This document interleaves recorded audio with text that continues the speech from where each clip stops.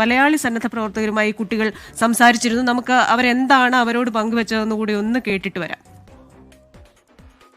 അത് പോട്ടെ, നമുക്ക് അത് വീട്ടിൽ പോകണ്ട, വീട്ടിൽ പോകുമെന്നും വേണ്ട. അല്ല, നിങ്ങൾ രണ്ടുപേരും എനിക്ക് ഒരു മോളുണ്ട്. എന്റെ മോള് 17 വയസ്സ് പ്രായമുള്ളതാണ്. അപ്പൊ നിങ്ങൾ 2 പെൺകുട്ടികളാ, അതുകൊണ്ട് നിങ്ങൾക്ക് എന്തെങ്കിലും ഹെൽപ്പ് വേണോ അതിനുവേണ്ടി വിളിച്ചത് അങ്കിള് കേട്ടോ.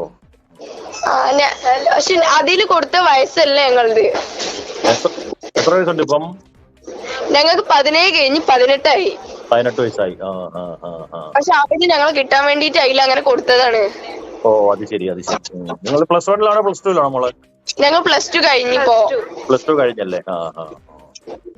അവര് ഇപ്പൊ നമ്മളെ വീട്ടുകാരായാലും എവിടെ കൊടുക്കണെങ്കിൽ അങ്ങനെ തന്നെ കൊടുക്കല്. അവര് ഇപ്പൊ എന്ത് പ്രശ്നം വരികയാണെങ്കിലും അങ്ങനെ തന്നെയാണ്. അതെ. എന്തായാലും ഞങ്ങളെ വീട്ടുകാർക്ക് ഞങ്ങൾ ഇപ്പൊ സാർമാരായാലും അങ്കിളായാലും സംസാരിച്ച് ഞങ്ങൾ വീട്ടുകാർ ഓക്കെ ഞങ്ങൾ അങ്ങനെ ഏറ്റോളം ഇങ്ങനെ ഏറ്റോളം എന്ന് പറയും. പക്ഷെ കുറച്ചു കാലം കഴിഞ്ഞ് ഒരു ആഴ്ച അല്ലെങ്കിൽ 2-3 ദിവസം വരെ നിങ്ങൾ പറഞ്ഞ അതേ ഇതിൽ നിൽക്കും അവര്. അത് കഴിഞ്ഞിട്ട് ഇവര് ഒരു വട്ടം എനിക്ക് ഉണ്ടായത്, അതുകൊണ്ട് ഞാൻ പറയണേ, ഇവരിപ്പോ നമ്മളായിട്ട് 3-4 ദിവസം നല്ലപോലെ നിൽക്കും. അത് കഴിഞ്ഞ് വീണ്ടും ഇവര് ആദ്യത്തെ അതേ സ്വഭാവത്തേക്ക് വരും. നമ്മൾ അടിക്കലായാലും ഇപ്പൊ സന്നദ്ധ പ്രവർത്തകരുമായി ഈ കുട്ടികൾ പങ്കുവച്ച ചില കാര്യങ്ങളാണ് ഇപ്പോൾ പ്രേക്ഷകർ കേട്ടത്. ശ്രീനാഥിലേക്ക് ആ പെൺകുട്ടികളുടെ അടുത്ത് പറയുന്നത് കേട്ടോ, ഞങ്ങൾ 18 വയസ്സ് കഴിഞ്ഞവരാണെന്ന്. 18 വയസ്സ് കഴിഞ്ഞാൽ പിന്നെ എന്തും ചെയ്യാനുള്ള ലൈസൻസ് ആണല്ലോ. അതാണോ ഈ പെൺകുട്ടികൾ ഉദ്ദേശിച്ചത്? ചെറുപ്പത്തിലെ പണ്ട്, അതായത് മുന്നേ 2 അടി കിട്ടി വളർന്ന ആ ഒരു തലമുറയ്ക്ക് ഇത്രയും അഹങ്കാരമില്ലായിരുന്നു. പട്ടിണിയും ഒപ്പം പഠനവും വീട്ടിലെ പണികളും എല്ലാം ചെയ്ത് അച്ഛനമ്മമാരെയും ബഹുമാനിച്ചും അവരുടെ തല്ലുകൊണ്ടും മുതിർന്നവരെ ബഹുമാനിച്ചും പിന്നെ അധ്യാപകരെ അവരും ബഹുമാനിച്ചൊക്കെ കിടന്ന ഒരു ജനറേഷൻ ഗ്യാപ്പ് ഉണ്ടായിരുന്നു. ആ ഒരു ജനറേഷനിൽ എനിക്ക് ജനിക്കാൻ കഴിഞ്ഞതിൽ ഞാനിപ്പോൾ ഭാഗ്യവതി തന്നെയാണ്. എന്തായാലും ഇപ്പോഴത്തെ ജനറേഷനിൽ പെടാത്തത് എന്തുകൊണ്ടും നല്ലത് തന്നെയാണ്. പിന്നെ ഈ ഒരു മാതാപിതാക്കളെ നമുക്ക് കുറ്റം പറഞ്ഞിട്ട് കാര്യമില്ല. കാരണം ഇപ്പോഴത്തെ കുട്ടികളുടെ അഹങ്കാരം തലയ്ക്ക് പിടിച്ചിരിക്കും. ഞാൻ എന്തോ വലിയവർ ആണ് എന്നുള്ള ഒരു അഹംഭാവം തന്നെയാണ് ഈ ഒരു കുട്ടികളിൽ നിന്ന്, ആ ഒരു സ്വരത്തിൽ നിന്ന് മനസ്സിലാകുന്നത്. എന്തായാലും അരുതാത്തതൊന്നും സംഭവിച്ചില്ലല്ലോ എന്ന് നമുക്ക് ഇവിടെ ആശ്വസിക്കാം. എന്തായാലും ആ കുട്ടികളെ പൂനെയിലെ ലോണാവാലയിൽ നിന്ന് കണ്ടെത്തി. ഇനി വിശദമായിട്ടുള്ള എന്താണ് അവിടെയുള്ള ഈ ഒരു കുട്ടികളെ കണ്ടെത്തിയ ആളിന് എന്താണ് പറയാനുള്ളത് നമുക്കൊന്ന് കേട്ടു നോക്കാം. ത്തിലും ഈ കുട്ടികൾ ഒരു കാര്യം പറയുന്നുണ്ടല്ലോ, ഒരു ആശയക്കുഴപ്പം അവിടെ ഉണ്ട് എന്ന് പറയുന്നുണ്ട്. അവർ +2 വിദ്യാർത്ഥികളാണെന്നാണ് പറയുന്നത്. അവർക്ക് 17 വയസ്സ് കഴിഞ്ഞ് 18 വയസ്സായി. ഒപ്പം തന്നെ വീട്ടുകാരെ ഇതിനു മുൻപും ഇതേപോലെ പ്രായം കുറച്ച് പറഞ്ഞു എന്ന് പറയുന്നത്. അപ്പോൾ ഇങ്ങനെയൊക്കെയുള്ള എന്തൊക്കെയോ ചില സംഭവങ്ങൾ അവരുടെ ജീവിതത്തിൽ മുൻപും ഇപ്പോൾ അത് പ്രേക്ഷകർ കാണുന്നത് തത്സമയ ദൃശ്യങ്ങളാണ്. പൂനെയിലെ ലോണാവാല റെയിൽവേ പോലീസിന്റെ സ്റ്റേഷനിൽ നിന്ന് അവർ പുറത്തേക്ക് വരുന്നതിന്റെ ദൃശ്യങ്ങളാണ്. മലയാളി സന്നദ്ധ പ്രവർത്തകരും അവരോടൊപ്പമുണ്ട്. ഇപ്പോൾ നിലവിൽ അവരോടൊപ്പമുള്ള എല്ലാവരും അവരെ കംഫർട്ടബിൾ ആക്കി വെക്കാൻ ശ്രമിക്കുന്നുണ്ട്. കാരണം പ്രത്യേകിച്ച് അപകടമൊന്നുമില്ല. ശ്രീനാഥ, ഇവരെ ഇപ്പോൾ എങ്ങോട്ടാണ് കൊണ്ടുപോകുന്നത്? ഇവർക്ക് ഏതെങ്കിലും ആരോഗ്യ പ്രശ്നങ്ങൾ ഉണ്ടോ എന്ന് പരിശോധിക്കാൻ വേണ്ടി പൂനെയിലെ ഫസൂൺ ആശുപത്രിയിലേക്കാണ് ഇപ്പോൾ കൊണ്ടുപോകുന്നത്. അവിടെ നിന്ന് വൈദ്യപരിശോധനയൊക്കെ കഴിഞ്ഞതിന് ശേഷം ഒരു കെയർ ഹോമിലേക്ക് തൽക്കാലത്തേക്ക് കുട്ടികളെ മാറ്റും എന്നതാണ്. പോലീസ് സ്റ്റേഷനിൽ തുടർന്ന് അവരെ ഇരുത്തില്ല എന്നതാണ് മനസ്സിലാക്കുന്നത്. ആശുപത്രിയിൽ നിന്നും ഒരു കെയർ ഹോമിലേക്ക് അവരെ സുരക്ഷിതമായി മാറ്റാനാണ് ഉദ്ദേശിക്കുന്നത്. പിന്നീട് കേരള പോലീസ് എത്തിയതിനു ശേഷം അവർക്ക് കൈമാറുകയും ചെയ്യും. അതുവരെ ഏതായാലും പോലീസ് സ്റ്റേഷനിൽ കുട്ടികളെ ഈ മണിക്കൂറുകളോളം ഇരുത്താൻ ഉദ്ദേശിക്കുന്നില്ല എന്നതാണ് പോലീസ് പറയുന്നത്. ഏതായാലും പോലീസ് ഒരു വനിതാ പോലീസിന്റെ ഒപ്പമാണ് ഇപ്പോൾ കുട്ടികൾ ആശുപത്രിയിലേക്ക് പോകുന്നത്. പൂനെ എന്നത് ഇവരുടെ നടപടിക്രമത്തിന്റെ ഭാഗമായിട്ട് ഇവർ ഒരു മെഡിക്കൽ എടുക്കണമല്ലോ എന്ന് വെച്ചാൽ ഇവരെ ഇപ്പം RPF ഇവർക്ക് കൈമാറി GRP കൈമാറിയല്ലോ. അപ്പോൾ അവർ മെഡിക്കൽ എടുത്ത് തിരിച്ചു കൊണ്ടുവന്നതിന് ശേഷം അവരുടെ ഈ സ്ത്രീകളുടെ ഒരു ജുവനൈൽ ഹോമുണ്ട്, അങ്ങോട്ട് തൽക്കാലത്തേക്ക് മാറ്റും. കുറച്ച് ദിവസം അവർക്ക് റെസ്റ്റ് ചെയ്യണം. അങ്ങോട്ട് മാറ്റിയതിന് ശേഷം രാവിലെ പോലീസ് വന്ന് ഒരു മിക്കവാറും 8 മണിക്കാണ് ബോംബെയിൽ എത്തുന്നത്. അപ്പോഴത്തേക്ക് അവിടെ നിന്ന് വരുന്ന ഒരു 2 മണിക്കൂർ എങ്കിലും യാത്ര ചെയ്യാൻ വേണം അങ്ങോട്ട് വരാനായിട്ട്. അപ്പോൾ ഇവിടെ വന്നിട്ട് പോലീസിനെ കൈമാറും. അതാണ് ഇവിടെ നടപടിക്രമം ഇവിടെ നമ്മൾ പറഞ്ഞ് മനസ്സിലാക്കിയിട്ടുള്ളത്. അത്തരത്തിലാണ് ഉള്ളത്. എന്തായാലും ഒരു ആശ്വാസകരമായ ഒരു വാർത്തയാണ് അവരെ കണ്ടെത്തി എന്നുള്ളത്.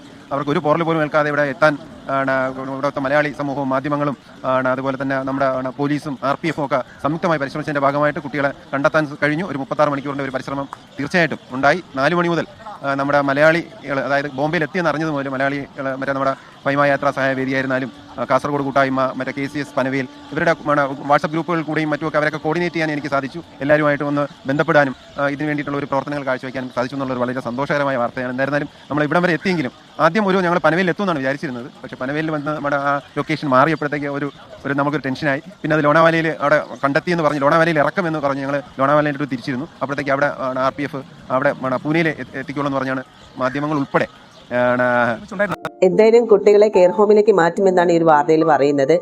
അതായത് കേരള പോലീസിന് കൈമാറി പോലീസ് സ്റ്റേഷനിൽ ഇരുത്താൻ സാധ്യതയില്ല. അപ്പം കെയർ ഹോമിൽ മാറ്റിയിട്ട് നേരെ കേരള പോലീസ് വരുമ്പോൾ അവരുടെ കയ്യിൽ ഹാൻഡ് ഓവർ ചെയ്യും. അപ്പം ഈ ഒരു കുട്ടികളുടെ അച്ഛൻ എന്താണ് പറയാനുള്ളതെന്ന് കേട്ടു നോക്കാം. അച്ഛൻ പറയുന്ന കാര്യങ്ങൾ ശരിക്കും പറഞ്ഞാൽ ആ കുട്ടികൾക്ക് എന്തോ മുടി വെട്ടാനും സ്ട്രെയിറ്റനിങ് ചെയ്യാനും പുരികം ത്രെഡ് ചെയ്യാനൊന്നും സമ്മതിക്കാത്തതിന്റെ ഒരു അഭിപ്രായ വ്യത്യാസം കൊണ്ടാണ് ഈ കുട്ടികൾ ഇറങ്ങിപ്പോയത് എന്നാണ് പറയുന്നത്. നമുക്ക് അവരുടെ അദ്ദേഹത്തിന്റെ വാക്കുകളൊന്ന് കേട്ടു നോക്കാം. ടെൻഷൻ മാറിയോ? ആ ടെൻഷൻ മാറി. നമ്മളെ മക്കള് നമ്മളെ കയ്യിൽ തിരിച്ചെത്തിച്ചേരാന്ന് പോലീസ് പറഞ്ഞ വാക്ക് അവർ പാലിക്കണം.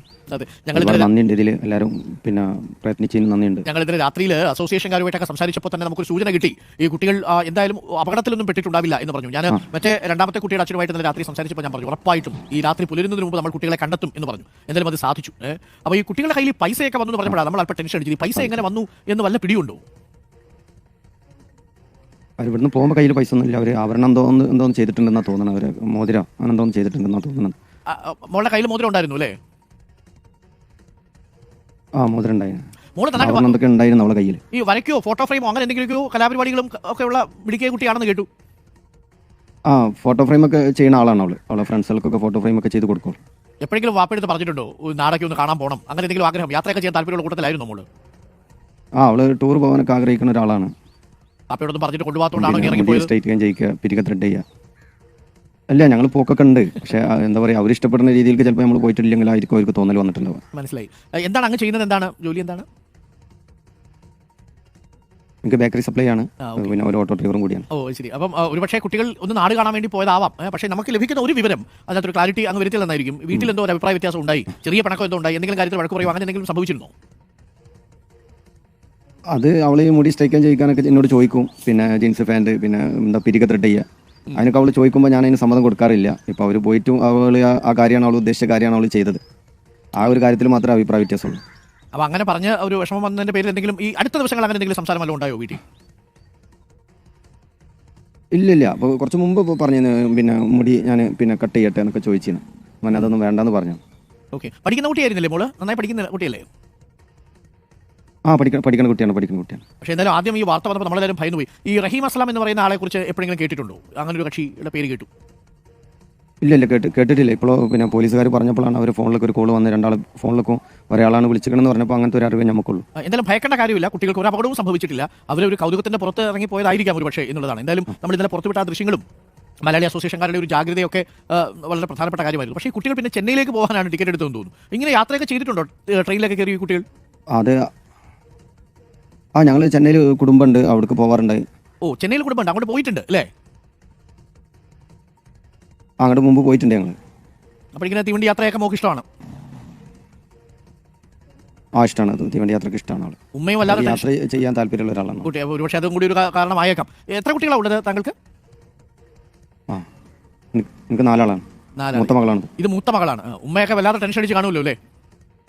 അതെ, ടെൻഷൻ തന്നെയായിരുന്നു. ഇന്നലെ രാത്രി 2 മണി വരെ പിന്നെ പോലീസുകാർ പറഞ്ഞിട്ടുണ്ട് മക്കളെ സുരക്ഷിതമായിട്ട് ഞങ്ങൾ ഏൽപ്പിക്കും, ടെൻഷൻ അടിക്കണ്ടെന്ന് പറഞ്ഞു. കേരള പോലീസ് സുരക്ഷിതരാണ്. ഞങ്ങളെ ഇന്ന് രാവിലെ വിളിച്ചു, വീട്ടിൽ വിളിച്ച് സംസാരിച്ചു മോളുമായിട്ട് പ്രയത്നിച്ചുകൊണ്ട്. ഇന്നലെ രാത്രി തന്നെ ഡിവൈസുകാർ പിന്നെ അവരെ നമ്പറിൽ കോൺടാക്ട് ചെയ്ത് വീഡിയോ കോൾ ചെയ്ത് സംസാരിച്ച് കുഴപ്പമൊന്നുമില്ല. മലയാള സമാജം മുസ്ലിം അസോസിയേഷൻ ഇങ്ങോട്ട് വരാൻ പറഞ്ഞ്. അപ്പോൾ പോലീസുകാർ ഇവിടുന്ന് വരുന്നുണ്ട്, രാവിലെ അവിടെ എത്തും. അവരെ കൂടെ തിരിച്ചു പോരാൻ പറഞ്ഞിട്ടുണ്ട്. നമുക്ക് ചിലപ്പോൾ ഇച്ചിരി ടെൻഷൻ കാണും, തിരിച്ചു വരുമ്പോൾ വാപ്പ ചീത്ത പറയോ അടിക്കോ എന്നൊക്കെ ടെൻഷൻ ഉണ്ടാവും. എന്തായാലും ഒന്നും ചെയ്യണ്ട, കുട്ടികളല്ലേ, ഇച്ചിരി ടെൻഷൻ അടിപ്പിച്ചെങ്കിലും ഇല്ല സന്തോഷത്തോടു കൂടി കാര്യങ്ങൾ വിളിച്ചെടുത്തുക. പിന്നെ എപ്പോഴെങ്കിലും ഒക്കെ ചോദിച്ചാൽ മതി, യാത്രയുടെ വിശേഷങ്ങളൊക്കെ ചോദിച്ചാൽ മതി. കാര്യം 16 വയസ്സല്ലേ ഉള്ളൂ. കുട്ടിയുടെ മനസ്സിൽ ചിലപ്പോൾ നമ്മൾ ഉദ്ദേശിച്ച പോലെ ആവണമെന്നില്ല. അല്ലാതെ ടെൻഷൻ അടിച്ചു. ഞങ്ങൾ ഇന്ന് രാവിലെ വിളിച്ചു, ഈ കുട്ടികൾ രണ്ടുപേരും വിളിച്ചിട്ട് ഞങ്ങളടുത്ത് പറഞ്ഞു ഞങ്ങൾ സുരക്ഷിതരാണല്ലോ, പിന്നെ എന്തിനാണ് ഞങ്ങളുടെ വാർത്ത വീണ്ടും കാണിക്കുന്നതെന്ന് ചോദിച്ചു. പിടിക്കാൻ നല്ല ധൈര്യമൊക്കെ ഉണ്ടല്ലേ? നമ്മളെ മക്കള് അങ്ങനെ പോയത് കൊണ്ട് അവര് നമ്മളിവിടെ തീറ്റിച്ചും കൊണ്ട് നമ്മളെല്ലാവരും ധരിപ്പിച്ചുകൊണ്ട് അവർ ആപ്പിയിലാണ് അവർ നടക്കുന്നത്. സാർ നല്ല ഡിവൈസുകാർ ഒരു വീഡിയോ കാണിച്ചിട്ട് പറഞ്ഞ് നമ്മളാണ് തീറ്റുന്നത്, അവരൊക്കെ നല്ല ആപ്പിയിലാണെന്ന് പറഞ്ഞു. എന്ത് സംഭവിക്കും നമുക്കറിയില്ലായിരുന്നു. ഇല്ല കുഴപ്പമൊന്നുമില്ല, അതിനകത്ത് ടെൻഷൻ വേണ്ട. ഞാൻ ഇന്നലെ രണ്ടാമത്തെ കുട്ടിയുടെ അച്ഛനോട് സംസാരിക്കും. നിങ്ങൾ പരിചയക്കാരാണോ ഈ രണ്ടാമത്തെ കുട്ടിയുടെ അച്ഛനുമായിട്ട്? വീട്ടിൽ വരാറുണ്ട്, അവർ ഇവിടെ വരാറുള്ള ആളുകൾ. ശരിക്കും ആത്മാർത്ഥ സുഹൃത്തുക്കളല്ലേ രണ്ടുപേരും? ചെറുപ്പം തൊട്ട് ആത്മാർത്ഥ സുഹൃത്തുക്കളാണ്. ഇങ്ങനെയൊക്കെയുള്ള ഇത്തരം പ്ലാനുകളല്ലോ നമ്മൾ സാധാരണ വട്ട് പ്ലാനുകൾ എന്നൊക്കെ പറയും. ഈ പിള്ളേർക്ക് തോന്നുന്ന ചില കൗതുകമുണ്ടല്ലോ. പണ്ടൊക്കെ 10ാം ക്ലാസ് പഠിക്കുന്ന സമയത്ത് ആൾക്കാർ വിളിച്ചോടിയിട്ടുണ്ടല്ലോ, എന്നിട്ട് എവിടെയെങ്കിലുമൊക്കെ പോയി തിരിച്ച് വരും. പക്ഷേ അതൊക്കെ ആൺകുട്ടികളായിരുന്നു എന്നുള്ളതുകൊണ്ട് വലിയ ടെൻഷൻ ആ ഘട്ടത്തിൽ ഉണ്ടാവില്ല. പക്ഷേ ഇപ്പോൾ ആൺകുട്ടി പോയാലും പേടിയാ, പെൺകുട്ടി പോയാലും പേടിയാ. പെൺകുട്ടി പോയാലും പേടിയാണ്. പിന്നെ 2 സുഹൃത്തുക്കൾ പോയതുകൊണ്ട് പിന്നെ പ്രേമം കാര്യങ്ങളൊന്നും ഇല്ലാന്ന് നമുക്ക് സമാധാനിക്കാം. അതെ അത് അങ്ങനെ ഒരു കാര്യം ഉണ്ട്. 16 വയസ്സായതുകൊണ്ട് മറ്റൊരു ബുദ്ധിമുട്ടുണ്ടായില്ല. അവർ കാണാൻ പോയി, പക്ഷേ ഇവർ അത്ഭുതപ്പെട്ടു പോയിട്ടു. ബോംബെയിലെത്തി, എന്നിട്ട് ലോക്കൽ ട്രെയിനിൽ കയറി പനവേലിയിൽ നിന്ന് CST പോയി. അവിടെ എത്തി ഒരു സലൂണിൽ കയറി തലമുടിയൊക്കെ മുറിച്ച് ഹെയർ സ്പാ ഒക്കെ ചെയ്ത്. അപ്പോൾ അവിടെ പറയുന്നുണ്ട് ഇവിടുന്ന് എസ്കേപ്പ് ചെയ്യാം എന്ന് പറയുന്നുണ്ട്. ഇവരുടെ ഒരു പ്ലാൻ പക്ഷേ ഈ ചെന്നൈയിലൊക്കെ പോയി ഒന്ന് കറങ്ങി വരണം എന്നേ ഉണ്ടായിരുന്നുള്ളായിരിക്കാം. പറയാം. അല്ല, അത് എസ്കേപ്പ് ചെയ്യാന്ന് പറഞ്ഞത് അവർ വിവരം കിട്ടിയിട്ടുണ്ട്. കാരണം ഇവിടുന്ന് DSP സാറും പിന്നെ അബി സാറൊക്കെ പിന്നെ വിളിച്ചിരുന്നു. അവിടെ ഈ വിഷ്വലുള്ള സ്ഥലത്തേക്ക് വിളിച്ച്. അപ്പോൾ കുട്ടീനെ അവിടെ കിട്ടിയിരിക്കണം എന്നുള്ള വിവരം കിട്ടിയപ്പോൾ അവരോട് പറഞ്ഞു ഒന്ന് ഹോൾഡ് ചെയ്യണമെന്ന് പറഞ്ഞ്. ആ ഹോൾഡ് ചെയ്യണമെന്ന് പറഞ്ഞപ്പോഴാണ് അവരെന്തോ ഫോൺ സംഭാഷണം അവർ കേട്ടതുകൊണ്ടാണ് തോന്നുന്നു അവർ പെട്ടെന്ന് അവിടെ നിന്ന് ഇറങ്ങിയത്. അപ്പം ഇദ്ദേഹം പറയുന്ന പ്രകാരം നോക്കുമ്പോൾ കുട്ടികൾക്ക് കുറച്ച് ഇതൊക്കെ ഉണ്ട്. അത് നമുക്ക് ആ കുട്ടികളെ കുറ്റം പറഞ്ഞിട്ട് കാര്യമില്ല. നമ്മുടെ ചുറ്റും സോഷ്യൽ മീഡിയ കാണുന്ന നമ്മളെ റീൽസും അതുപോലെ മറ്റു കാര്യങ്ങളും അല്ലെങ്കിൽ എന്താ പറയുക നമ്മുടെ സെലിബ്രിറ്റീസ് ഒക്കെ കാണിക്കുന്ന റോൾ മോഡലുകൾ തന്നെയാണ് ഈ കുട്ടികളെ ഇത്തരത്തിൽ ഇങ്ങനെയൊക്കെ ചെയ്യാൻ പ്രേരിപ്പിക്കുക. അപ്പൊ അവർക്ക് ത്രെഡ് ചെയ്യണം എന്നും മുടി സ്ട്രെയിറ്റ് ചെയ്യണം എന്നൊക്കെ ആഗ്രഹമുണ്ടാകും. അത് ഒന്നുകിൽ കാര്യം പറഞ്ഞ് മനസ്സിലാക്കുക. അതിനെ എതിർത്താൽ അത് ഇപ്പോഴത്തെ കുട്ടികൾക്ക് അത് മനസ്സിലാക്കില്ല.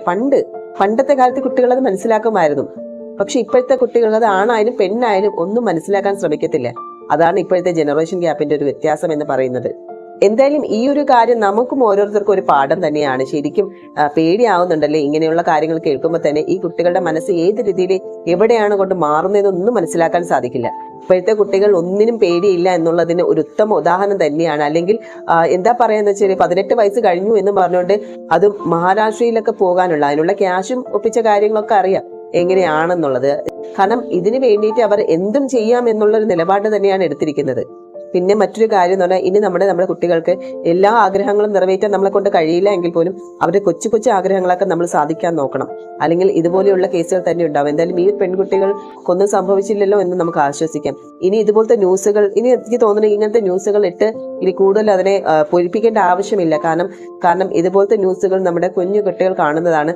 അവർക്കും ഇത് ചിലപ്പോൾ ഏത് രീതിയിലാണ് അവർ എടുക്കുക എന്നറിയില്ല.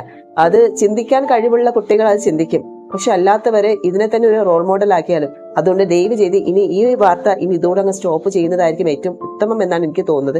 കാരണം ആ കുട്ടികളെ കിട്ടി. ഇനി അതിന്റെ പിറകെ നമ്മൾ വേറെ വാർത്തകൾ ഇങ്ങനെ ന്യൂസ് ആക്കി എടുക്കേണ്ട ഒരു ആവശ്യമില്ല എന്നാണ് എൻ്റെ അഭിപ്രായം.